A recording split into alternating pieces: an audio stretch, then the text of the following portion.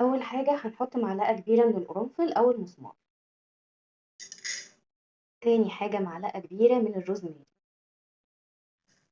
تالت حاجة معلقة كبيرة من حبة البركة أو ليها اسم تاني الحبة السوداء. 3 ورقات ورق لوري أو اسمه ورق الغار. حبة حلوين بقى من الكركديه زي ما تحبي حطي. وكمان معلقة كبيرة من الورق بتاع الصدر المطحون اللي احنا طحناه مع بعض.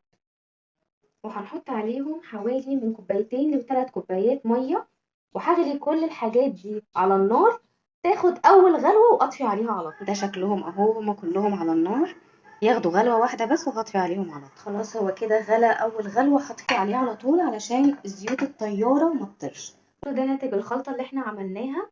بعد ما غلت صفيتها وسبتها تبرد تماما. هبدأ ان انا احطها في البخاخة بتاعتي. هنجيب قمع كده على